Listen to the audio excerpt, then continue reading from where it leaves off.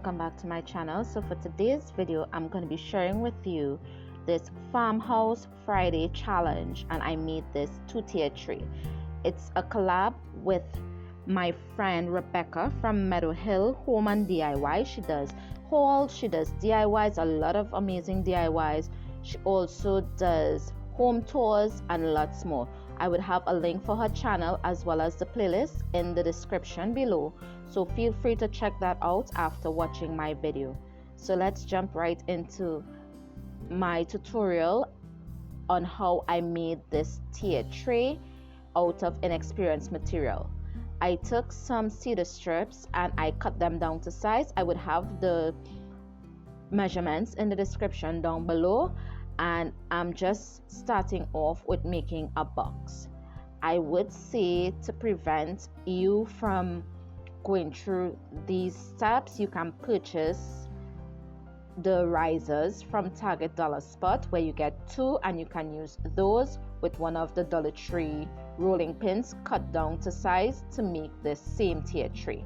After I had the box put together and dried, I took 5 pieces. I did make the spaces smaller than the risers from Target Dollar Spot, but I loved how it looked, and I just glued those, leaving probably about 1/4 of an inch space in between each piece of the cedar strip. This is a very simple, a very easy two-tiered tray that you can use to decorate for any season, and it is painted white so that you can use it as a farmhouse piece as well as anything else.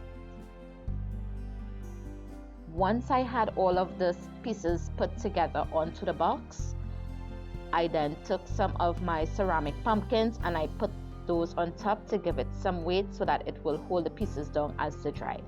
And I did make 2 of them, one slightly smaller than the other. Once that was done, I'm taking this piece of wood that I had. It's actually from my space saver that broke, and I just cut it down to size to use for this piece. I have a lot of it, and I decided to use this because I had no idea what to use these for. I just traced where it needs to be.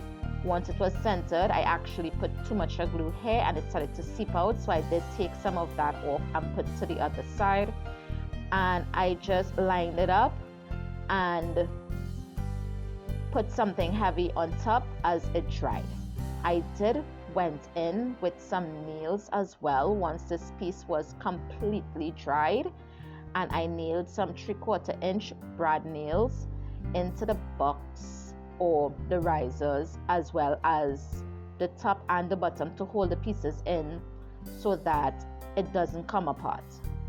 I then took some white acrylic paint, and I must admit this acrylic paint is the worst, so I do recommend using either some deco art or some chalk paint in white or whatever color you choose to paint this. I just wanted to use this up rather than just getting rid of it.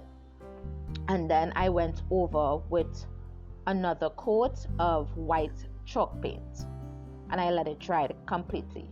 If you're new here, welcome. If you're a returning subscriber, thank you so much for stopping by. I do appreciate you guys supporting my channel. Please feel free to hit that red subscribe button if you haven't already, and also the notification bell so you'll be notified every time I upload a new video. I painted the entire piece except for the bottom because no one is actually going to see that, but if you choose to, you can. Once it was completely dried, I wanted to give this a more farmhouse look because it was too stark white, and I went in with some brown acrylic paint and I gave it a dry brush. I didn't go heavy on the dry brush. I just lightly went in with some of this brown acrylic paint because, as I said before, the white and this brown is the same brand, and I would have the link of the brand to the bottom, but I would advise not to use it because it is the worst paint ever. I think it's Angel Craft or something of the sort, and I'm just trying to use it out as fast as I can. So once I had the dry brushing done, I did go in with some sandpaper and I sanded the edges to give this more of a farmhouse rustic look.